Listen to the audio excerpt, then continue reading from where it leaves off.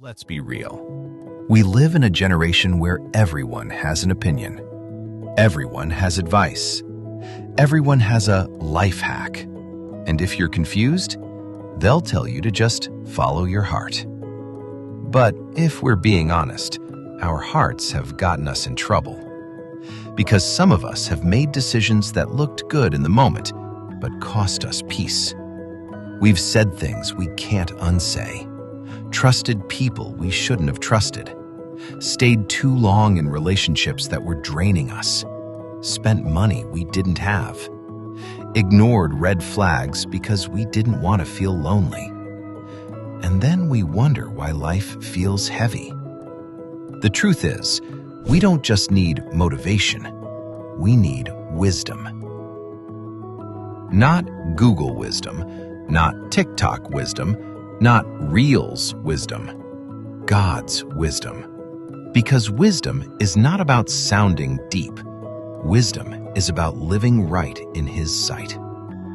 Wisdom is knowing what to do when life doesn't come with instructions. And that's exactly what Proverbs is. Not just a book, not just quotes. It's God's voice speaking into real life. Your friendships, your relationships, your emotions, your future, your purpose. Proverbs teaches us one thing clearly. Your life will always move in the direction of the decisions you make. Every day, you're building something. A life of peace or a life of regret. A future with God or a future you'll constantly have to recover from. So in this new Sunday series, we're going deeper. We're learning how to walk with wisdom in a world that normalizes foolishness. Because wisdom isn't just for older people. Wisdom is for anyone who's tired of repeating cycles. And it starts with one truth. The fear of the Lord is the beginning of wisdom.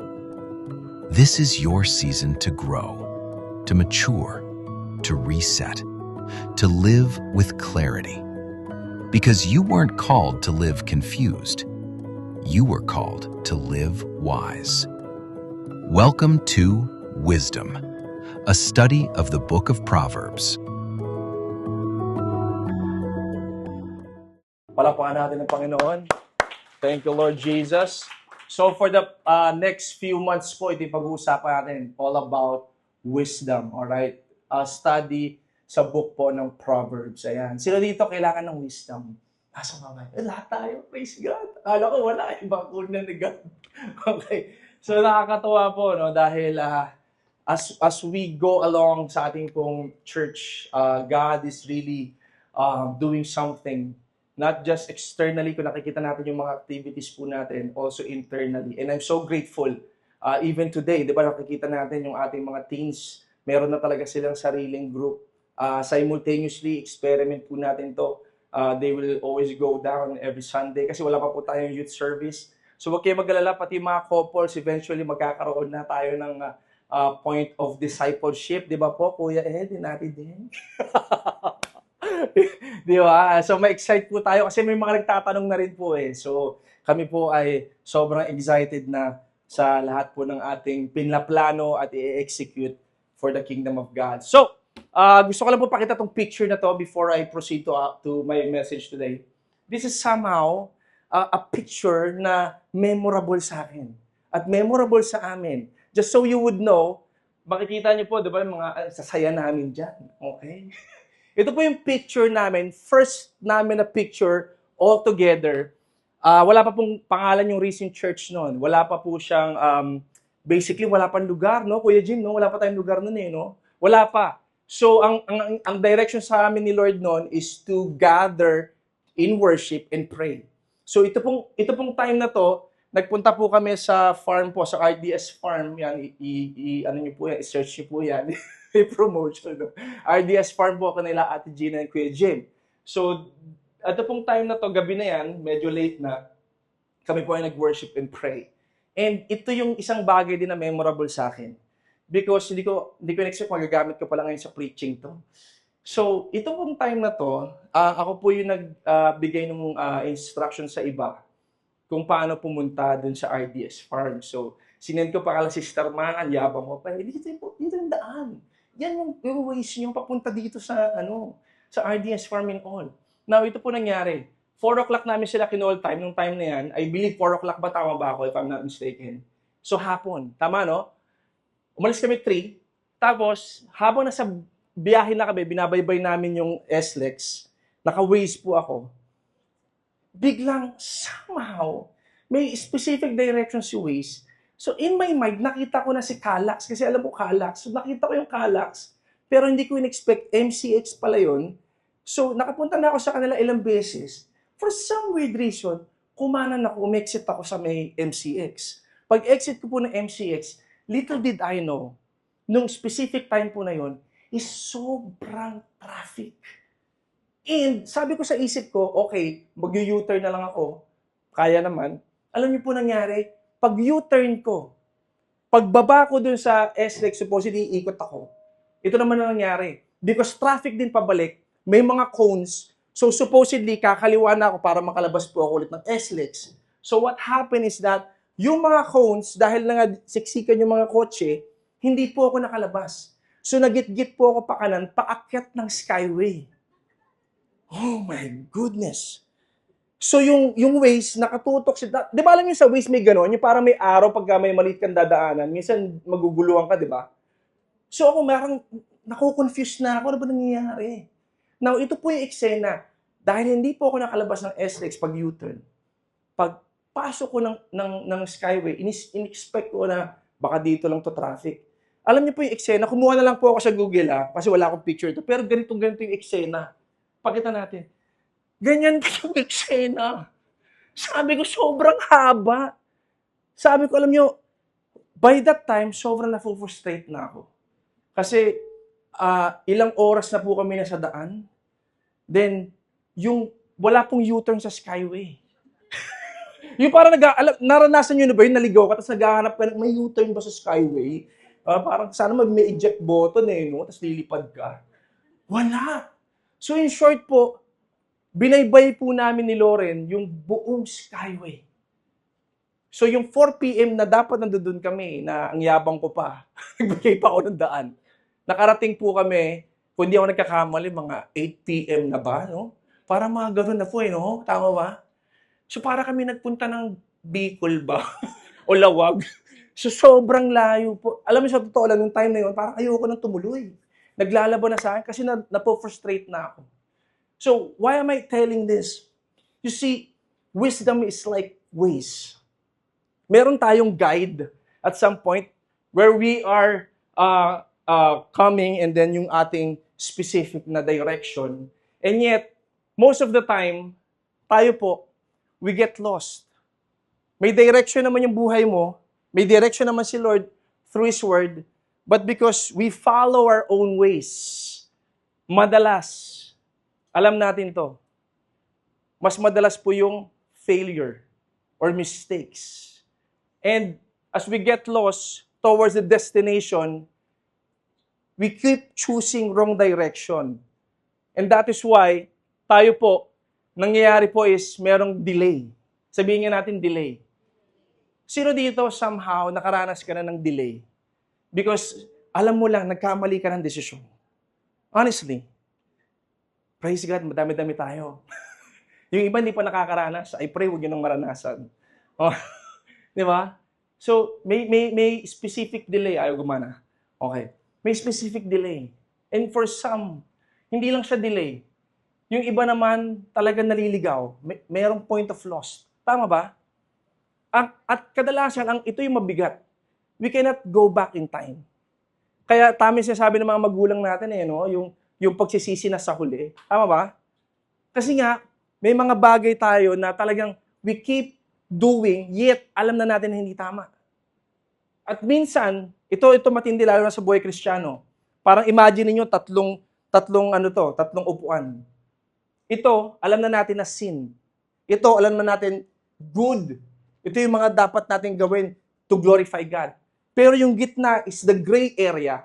Some point, hindi naman sa sin, Pero somehow, kailangan natin dito magdesisyon. Kaya nga madalas we are being caught in the middle. Tama ba? Maraming sa buhay po natin na kailangan natin pagdesisyonan. Some of you, career choice. Right? Some, business opportunities. Anong business kaya kukunin ko?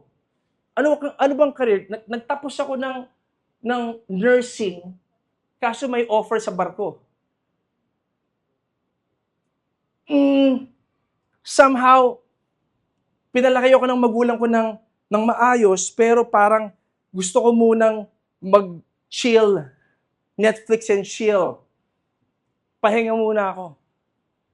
At times, we are being tested kung ano ba yung tamang desisyon sa buhay natin. Tama ba? And from there, we delay our destiny. We waste time if mamamali tayo ng desisyon. We enter unnecessary battles in life. Do you agree? May mga laban na hindi mo naman dapat talaga yan laban. Lumalaban ka because why? Nandun ka na, pumasok ka na doon sa sitwasyon. And we end up in places we never prayed for. And we think parang si God is silent, yet hindi talaga silent si God. We just keep on doing things on our own and yet not consulting Him. Yung totoo. Minsan pinag-pray mo sa namin, hindi, pinag-pray ko naman yan, pastor. Pero ang katotohanan, yes, pinag-pray mo pero hindi mo siya kinonsult. Nangyayari ba yun? Yes. Tao tayo. May mga certain decisions talaga tayo na gagawin natin based on our own. Now, as we start po yung ating wisdom series, we want to lay a foundation. Okay ba yun? We're gonna start our series today studying Proverbs chapter 1 and 2. Okay, to manage expectation po mga kapatid, yung mga susunod po nating Sundays, hindi po necessarily na sunod-sunod po na chapter. Kasi hanggang 31 po yung Proverbs. Baka hanggang December tayo. So titignan natin kung ano yung mga key points ng Lord para po sa mga preachers natin na tatayo dito. Alright? Through the book of Proverbs. Napakaganda po ng Proverbs. Sino dito nabasa yun yung Proverbs? Wow! Alam niyo ba, just so you would know, sa Bible po, may 3 core tinatawag na wisdom book. Una, Proverbs, okay? For life's choices. Next is Ecclesiastes, okay? For life's purpose. And third is, Job, the book of Job. For naman po ito, yung point of suffering. Intindihan natin yung how to endure suffering. And yung iba po mga scholars, sinama po nila yung Psalms at saka po yung Song of Solomon. So if you wanna learn talaga deeply yung wisdom, pwede yung basahin itong mga to. Yan, Proverbs, Ecclesiastes, at saka Job. Okay ba yan? Okay. So, as we start, alright, let's go to Proverbs chapter 1. Alright? Gusto ko po ibigay sa inyo yung point of, ano ba yung purpose ng Proverbs? See, yung Proverbs po, somehow, ito po ay sinulat, most of the books sinulat po ni King Solomon. Siya po ay anak ni King David. Okay? So, most of the book of Proverbs, para po alam natin, si King Solomon po ang nagsulat. So, simulan po natin, basahin natin in chapter 1, verse 1 to 6. Sige, let's read all together. Sabi dito, these are the Proverbs of Solomon, David's son, King of Israel.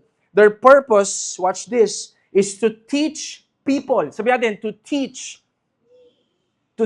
people wisdom and discipline, to help them understand the insights of the wise. Their purpose is to teach people to live disciplined and successful life or successful lives. Sino dito you wanna be successful? Taas ang kamay.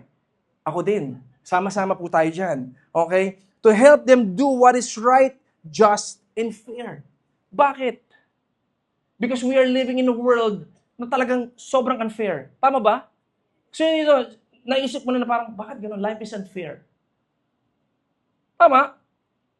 Parang hindi lahat. Gumagawa naman ako mabuti, tumutulong naman ako sa kapwa, nag-aaral naman ako mabuti, pero bakit gano'n nangyayari? Sabi dito, to help us to do what is right. So even though may taong gumawa sa'yo ng di tama, yung Proverbs tuturuan tayo paano gawin yung tama. May hindi man somehow nagbigay ng justice sa'yo dahil nasaktan ka, tinuturuan tayo ni Lord maging just, maging fair. Alright? Verse 4, these Proverbs will give insight to the simple, knowledge and discernment to the young. Sino dito, 20 years old hanggang 30 years old, taas ang kamay. Mga young adults, Jovic, grabe naman si Jovic. O, yan, ang tataas ang kamay nun sa likod Parang ano na yan Gayut na kayo, gayut. Hindi na kayo youth. Oo. So sabi dito, knowledge and discernment to the young. So malaking factor dito yung mga kabataan, yung mga young adults natin. Let the wise, sabi dito, listen to these proverbs and become even wiser. Do you want to be wiser? I want to be wiser. Thank you, Jesus.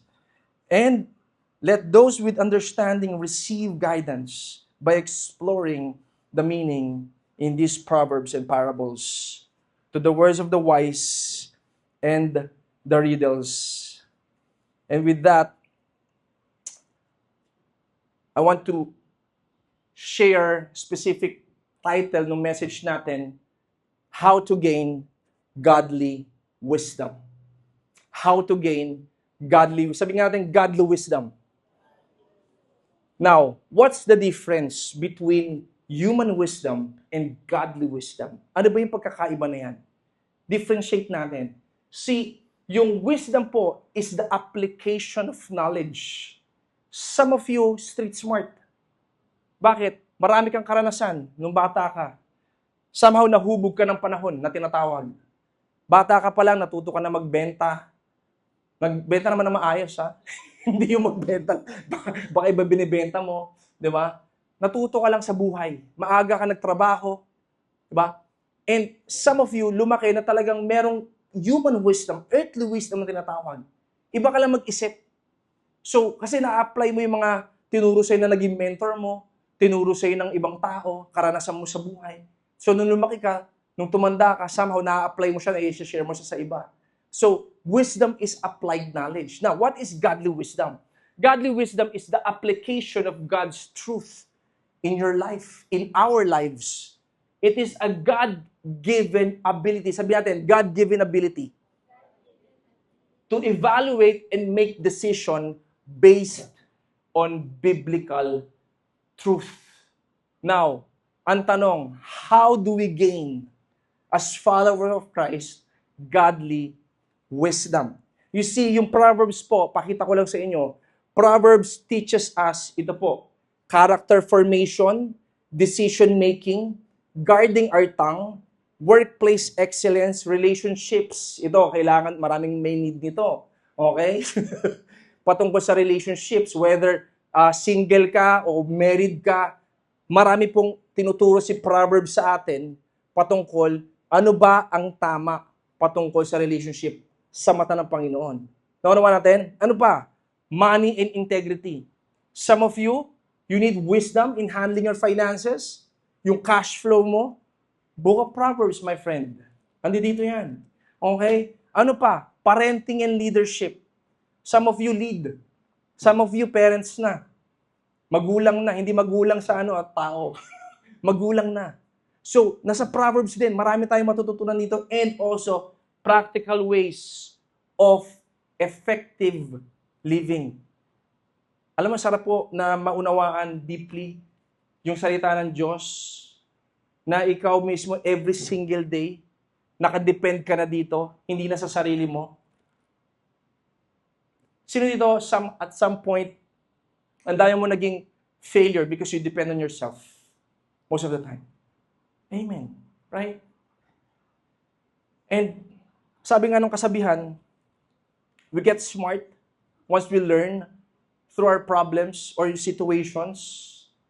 But somehow, pag hindi po tayo natuto pa doon at naulit pa yung pattern, we are already foolish. Right? And there's patterns, mga kapatid. Pansinin mo, may problema ka pa ulit-ulit. Iba lang sitwasyon, Iba lang sitwasyon, iba lang lugar, iba lang season, pero still same yung dilemma. Some same dilemma in finances, some same dilemma in the relationship, some same dilemma in the business, some same dilemma in careers, some same dilemma, point of yung relationship sa tao, sa kapwa-tao. Tama ba? Paulit-ulit. Parang iba-iba lang na tao, iba-ibang sitwasyon na. Why? What's wrong? So we need Wisdom. Alright? Now, tuloy na ako sa message ko. How do we gain godly wisdom? Merong point na si King Solomon, gusto ko lang to i-share, since si King Solomon po, mostly nagsulat ng Proverbs. Si King Solomon po nung time na siya po ay nagpipraise sa Lord, sabi ng Panginoon sa kanya, anong gusto mo? And hindi siya humingi ng riches, opportunity, babae and all. No. Okay? Kung ang hiningi niya po is wisdom sa Panginoon. Now, nung humingi siya ng wisdom sa Panginoon, mababasa niya sa 1 Kings, after nun, nag-multiply pa, binigyan pa siya ni Lord ng mga bagay na hindi niya hiningi. Now, ito yung magandang part. Nagkaroon ng testing. Si King Solomon nagkaroon ng testing. One day, may dumating na 2 babae. Pareho yun ng anak, okay, ng baby. Kaso yung isang babae, namatayan ng baby. So, pagpunta nila, both of them, they are claiming yung buhay na baby is sa kanila daw. So, si King Solomon, without any evidence, nakatayo doon with the guards. Sabi nung isang babae, anak ko yan, baby ko yan. Sabi nung isang babae, no, baby ko yan. Dito papasok yung testing ng wisdom na galing sa Panginoon. Alam niyo nangyari? Sabi ni King Solomon ito, dali mo yung baby doon sa tabi, lagay niyo sa mesa, hatiin niyo. Nabasa niyo na ba yun sa Bible? Diba? Hatiin niyo yung baby. Parang, di ba, pa siya magagawa nun, di ba? Yung mga guards kumuha ng hahatiin niya. Siyempre, susundin nila si King Solomon. Alam niyo nangyari? Hindi sinasabi ni King Solomon kung ano yung behind dun sa inutos niya. Para bang isipin natin, grabe naman si King Solomon. No. It's a strategy. Dito papasok yung wisdom ng Lord. Ngayon, tinest niya yung dalawa. Alam niyo nangyari? Yung isang babae, she cried out. At sinabi niya, huwag niyo pong patayin yung baby. Ibigay niyo na po sa kanya. Huwag niyo lang pong patayin yung baby. Anong sabi ng isang babae? Sabi ng isang babae, hindi, okay na yan. Hatiin niya sa aming dalawa yan. Hatiin na yan sa amin. Para hindi na namin pagtalunan niya. Grabe, no? Anong sabi ni King Solomon? Ang totoong nanay, itong nauna. Ibigay yung baby sa nauna. Ano yung wisdom behind it? Diniscern ni King Solomon, coming from God's wisdom, yung totoong may puso dun sa bata. Saan natin marirelay sa Bible yun? For God so loved the world that He gave His one and only Son. Sacrificial love, my friend. So yung godly wisdom, it's always connected to the Word of God. King Solomon knows the heartbeat of God. He knows the attributes of God. He knows God. At ang problema, if you don't know God, every given situation in life, yes, you have earthly wisdom, pero paano yung godly wisdom? Kailan papasok? And the Bible says, ask wisdom, and He will give it to you generously. Do we ask? Alright? Now, 4 key points. How do we gain godly wisdom? Number 1, bigyan ko na kayo ng overview. How do we gain godly wisdom?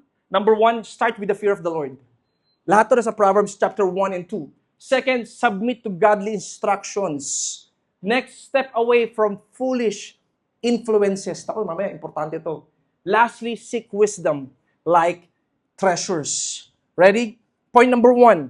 Sabi dito, sa verse 7, tuloy natin yung binabasa natin. Proverbs, kinuha ko po sa Amplified. Sabi dito, the reverent fear of the Lord, that is worshiping Him and regarding Him as truly awesome, is the beginning and the preeminent part of knowledge, its starting point and its essence. But arrogant fools despise skillful and godly wisdom. So yung wisdom na tinutukoy po dito is all about godly wisdom and instruction and self-discipline. Now, listen, why at times or many times we lack yung fear of the Lord? If the fear of the Lord is the beginning of wisdom, in other translation, or kung titignan niyo po yan, it's the foundation of wisdom. Why? Why do we lack fear of God?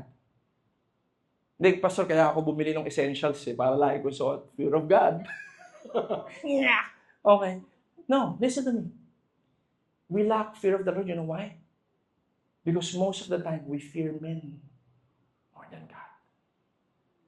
We keep on pleasing other people for validation, for worth. That's why many times we struggle dun sa fear of God. Ano ba yung fear of God? Ibig sabihin ng reverence. Ibig sabihin po na is we are being in awe, in reverence with God. Nasa isip mo laging kasama mo ang Panginoon. It's not about being scared of God. No, hindi po yun yung ibig sabihin nun. It's reverent fear. Ibig sabihin nun, parang nire-respeto mo, loyal ka kay God, gusto mo lagi ma-please siya, that's why you are doing what is right in His sight. You get what I mean? Yun yung fear of the Lord. Sa Proverbs 9:10, ang ganda rin ito. Sabi nito, fear of the Lord is the beginning of wisdom, and knowledge of the Holy One is understanding. So the beginning of wisdom is having that fear from God. Kasi mauunawaan mo. So it's not just fearing, also knowing. Sabi dito, tama ba? You need to know the holiness of God. You need to understand. Kailangan natin maunawaan to. You can have IQ, pwedeng sobrang talino mo. You can be talented, you can be skilled sa negosyo, but still foolish in the eyes of God. Bakit? Because godly wisdom is impossible without a right relationship with God.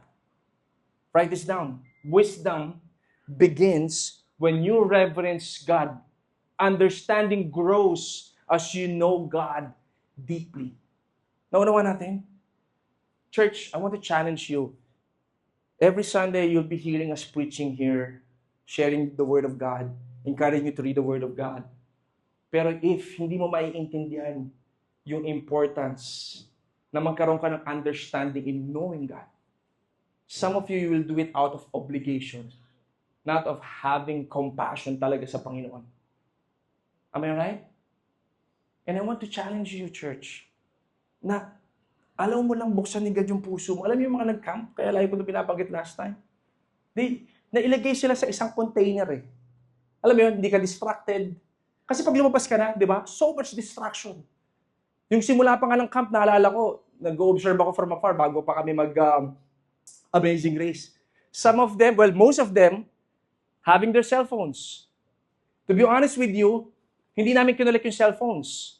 Pero naglalabang kami to collect the cell phones kasi we know you can be distracted. Pero hindi namin ginawa kasi we want to observe. Then little by little, nag-i-improve. Nag-i-improve. Bakit? Nailagay kayo sa isang container, sama-sama kayo. Point of knowing God, yung time na yun, with all the activities and teachings.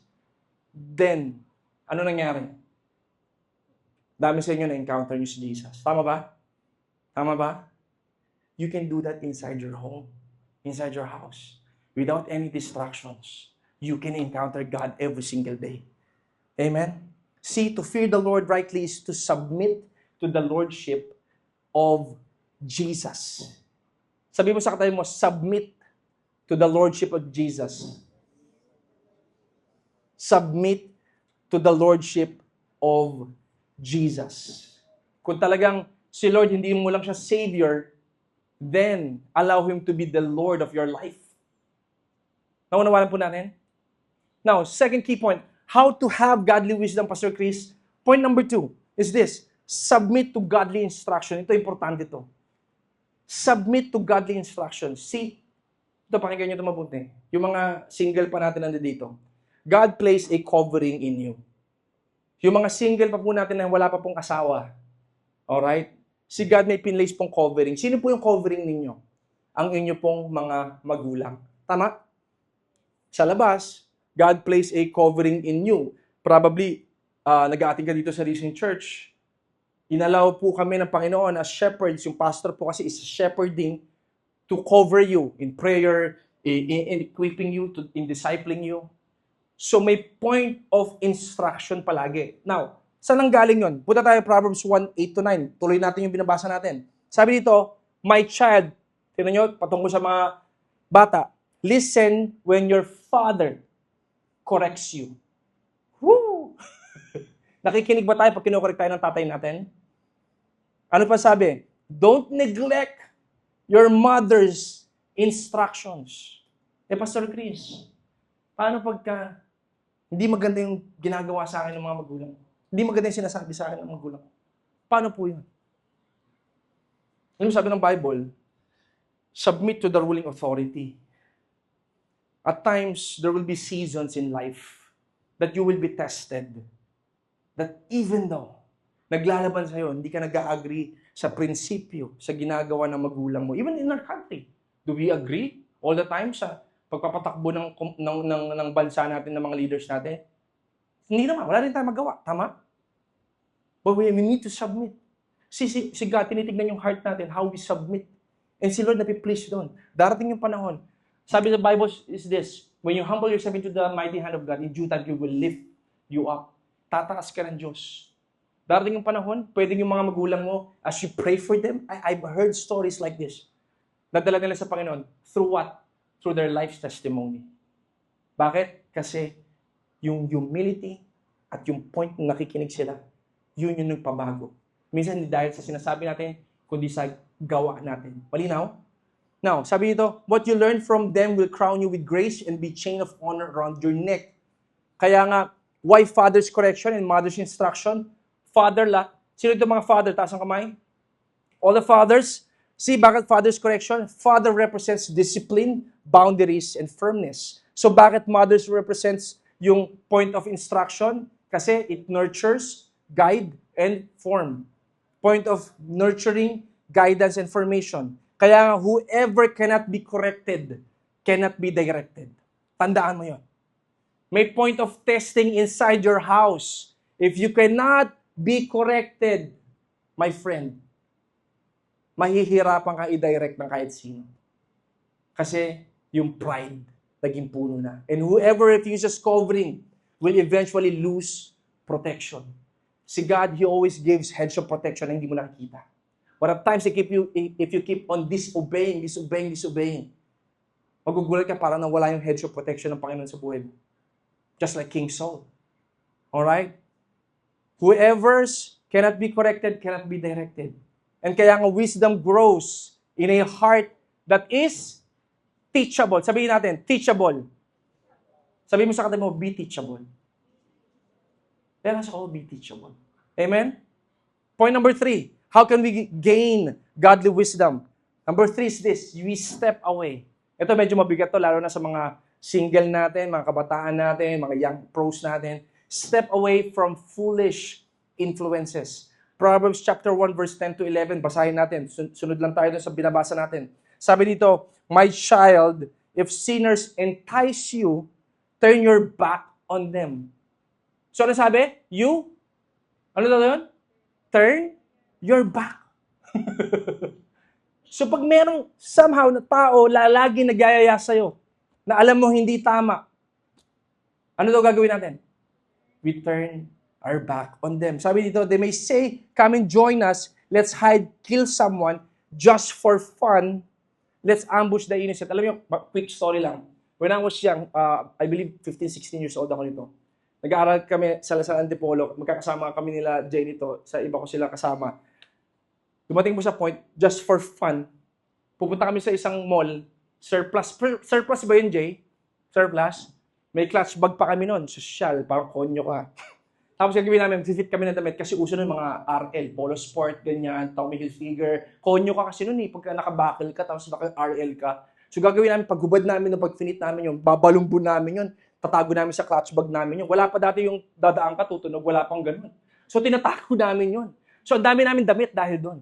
One day, just for fun, yung mga nakakasama namin, puro ganun yung trip. Nag-trip kami sa Mercury Drug. Pagpunta namin ng Mercury Drug, nagkabuyuan.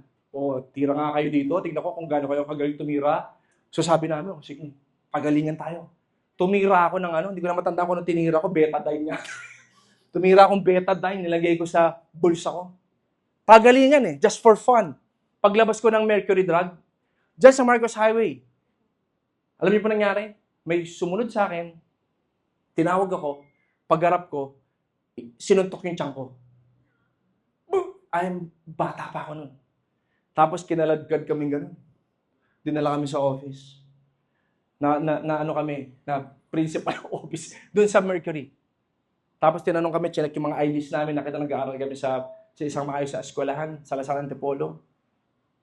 From there, tinanong, ba't namin ginagawa to? So, nalaman nila, nagtitrip kami in all. In all fairness, by God's grace, pinalaya kami. Hindi kami pinakulong or something, pinaalam sa principal, just for fun. And at times, we do that, just for fun. Tama ba? Sabi dito, stay away, turn your back. Ano ibig sabihin? 4 na S. Okay? Step away. Ibig sabihin is this. We separate, we set boundaries. Hello? Stay far, you shut the door. My friend, let's have boundaries. Huwag ka laging oo ng oo. Learn to say no. Naunawa natin? Kaya kami sa napapahamak, walang wisdom. Bakit oo ka ng oo? Tama? Oo ka ng oo. Tara, ano tayo? Oo. Tara, tayo. Oo. Tara, kita tayo. Oo. Lahat, ngongo ka na nga eh. Kaka-oo mo eh. Learn to say no. Naunawa natin? 1 Corinthians 15:33, ano sabi doon? Do not be misled. Woo! Bad company corrupts good character. Amen? Choose your circle wisely. Maging wise ka in choosing the right people in your circle. Kaya minsan pinagchichismisan ka, pugod ka ng chismis. Bakit? Hindi ka wise sa pagpili ng tamang mga kaibigan sa paligid mo. Kasi nga, oo nga ng oo. Naunawa natin? Last point. Medyo mabilis lang ako. Okay? Okay? Nakita ko na yung oras eh. Okay? How to gain godly wisdom? Lastly, seek wisdom like treasure. Proverbs chapter 2. Talo na tayo sa chapter 2. Sabi dito, verse 45, search for them as you would for silver. Seek them like hidden treasures. Then you will understand what it means to fear the Lord. So mauunawaan mo pala yung fear of the Lord when you seek Him. And you will gain knowledge of God. For the Lord grants wisdom.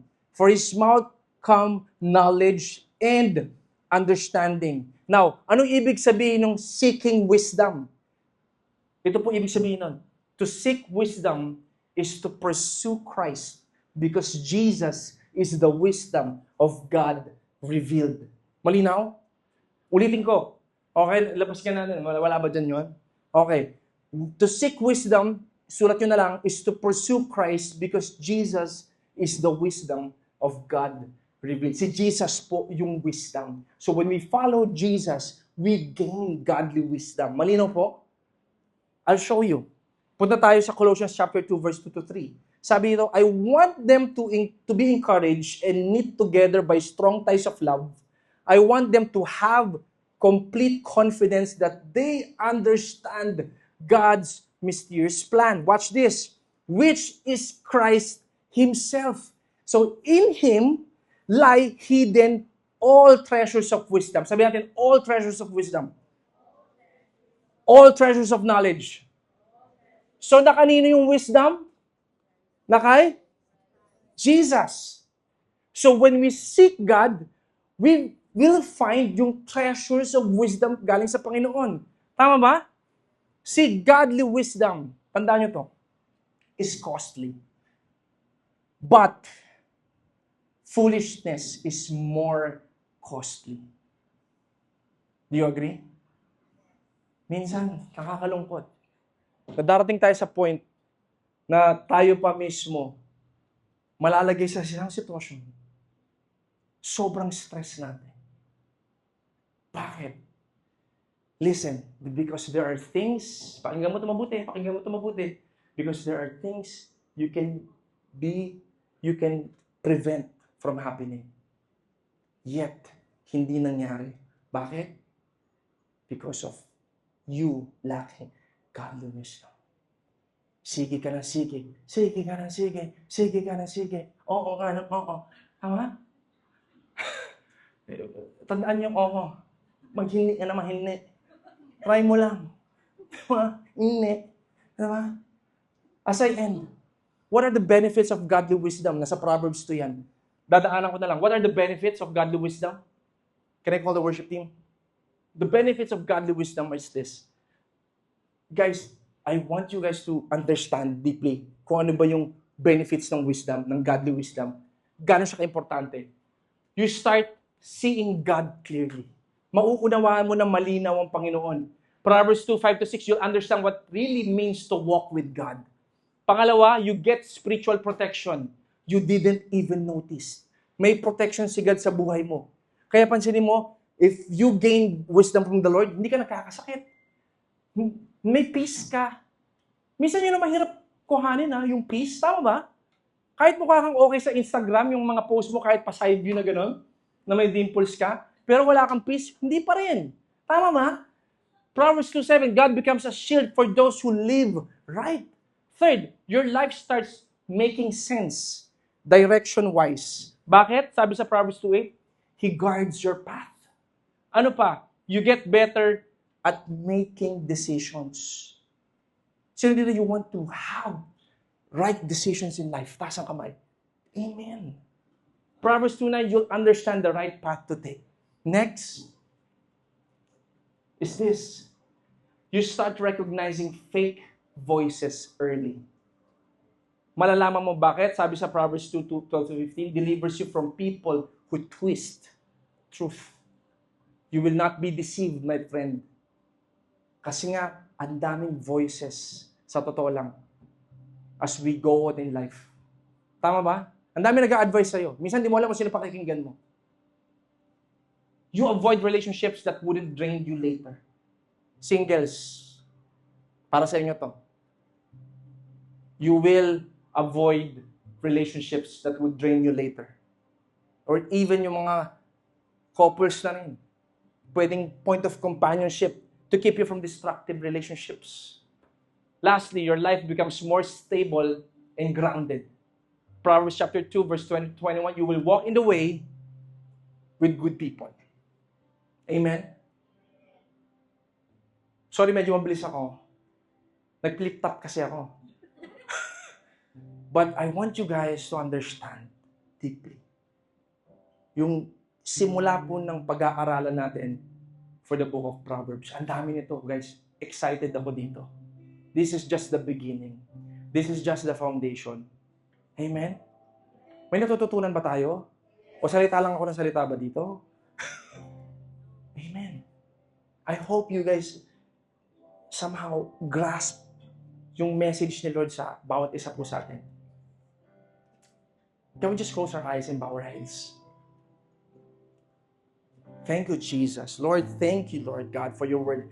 Thank you, God, for making us understand that true foundation is, Lord God, in you, having that fear of God, that reverent fear, that having our heart being in awe of you, Jesus. Kapatid, I don't know if this is you, but today, I want to ask, wag mo tignan yung katabi mo, just focus on God.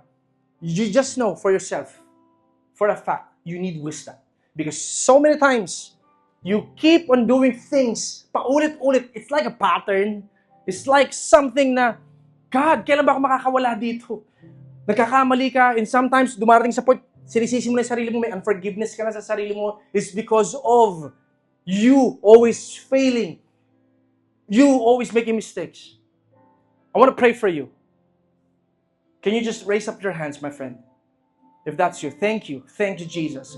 Thank you, Jesus. Thank you, Lord. Thank you for that honesty. Thank you, God. I want to pray for you, my friend. Sige, hands lifted high. Hands lifted high. I want to pray for you. God, even today, Holy Spirit, have your way. Lord, as you, God, see the hearts of these men and women here at Recent Church, Lord, fill them right now. Fill them right now. Fill them with your wisdom. Fill them with your love. Fill them with understanding. Fill them, Lord God, with your knowledge. That, Lord, they will just acknowledge you in everything na kanila pong gagawin. Starting today, they will have the fear of the Lord. Starting today, they will somehow move towards the direction na gusto mo silang, Lord God, lumakad. Lord, starting today, I pray that they will submit to godly instructions, especially through your word. Starting today, they will step away from foolish influences. Starting today, they will seek wisdom like treasures, Lord God, in their hearts. And I pray, Lord God, that they will just see the beauty of your glory. Father, I pray if meron man sa kanila, as hands lifted high, needs repentance. Kapatid, if God is convicting you right now of a specific sin, kasi you keep on making mistakes, it's because you keep on disobeying. You keep on pursuing this specific sin. I believe God wants you to repent. God wants you to repent. Ask forgiveness. It's between you and Him. Sabihin mo lang sa Kanya, kahit ikaw lang, pabulong, Jesus, forgive me. I repent for these specific sins that I keep doing. Some of you keep falling into the trap of lust. You keep falling into the trap of greed. You keep falling into the trap of deception of the enemy. You keep falling into the trap of overwhelmed because you just keeps on going and going and going, not asking God. God, thank you. Thank you, Jesus. Thank you, Lord Jesus. Thank you, Jesus. Thank you, Jesus. Lord, we trust you. We trust you in changing us. We trust you in transforming us. Thank you, God. Sige, baba mo na yung kamay mo. Thank you, Jesus. I just want to ask, as your eyes are closed, is there any one of you here, you want to have a personal relationship with Jesus? Can I see hands? Thank you. Thank you. Thank you. Thank you. As hands lifted high, wanting you to have a personal relationship with Jesus. Kapatid, sundan mo lang ako. Sabihin mo lang, Lord Jesus, I just repent for all of my sins. I accept you in my heart as my Lord and Savior. And starting today, Lord, I commit my life to you. Give me, Lord God, godly wisdom. Give me, Lord God, direction. Change me, transform me. In Jesus' name. In Jesus' name. Jesus' name.